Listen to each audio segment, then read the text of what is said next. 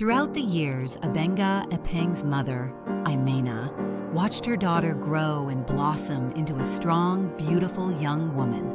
She watched her become immersed in the maroon culture and admired her fearless and fiery personality.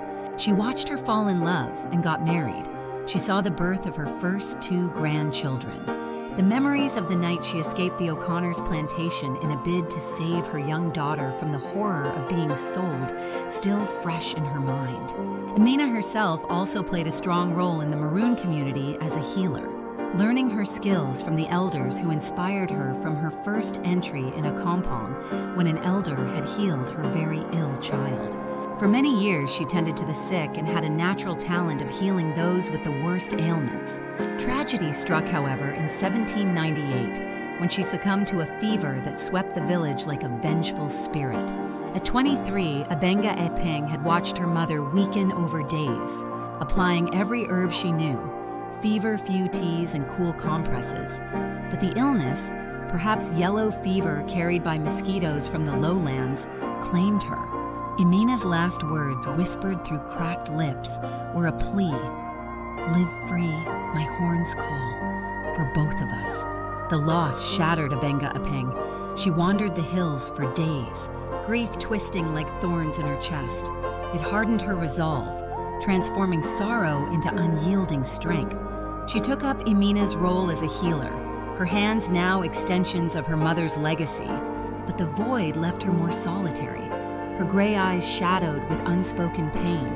In 1794, at age 19, she found love and wed Kwame, who would later become her rock during her mother's illness and then her passing.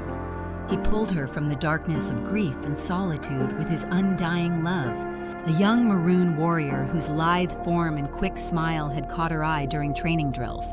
Their union was a joyous affair under the stars, with Abeng blasts echoing, drums pounding, and the village dancing in circles of firelight.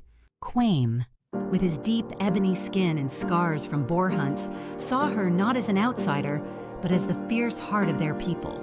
Together, they bore 5 children, 3 sons and 2 daughters, each raised in the maroon ways, their laughter filling the thatched hut they built on a cliffside terrace. The family became a pillar of a kampong, with Abeng epeng balancing motherhood and her duties as a strategist and healer.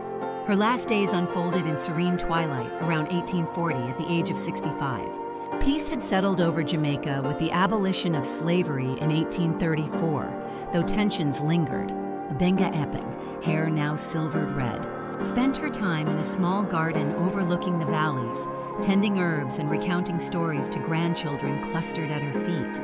Kwame had passed a decade earlier in a hunting accident, but she found solace in the Abeng's distant calls and the knowledge that her bloodline carried the flame of freedom. One quiet evening as the sun dipped behind the peaks, she slipped away in sleep, her face peaceful, as if finally reuniting with Imena in the ancestral realm. The village mourned with songs and feasts, burying her beneath a mango tree, where her spirit, they say, still whispers warnings on the wind. Want more stories? Subscribe to our YouTube channel. Follow us on Facebook and TikTok. Like and share our videos. Thank you for watching.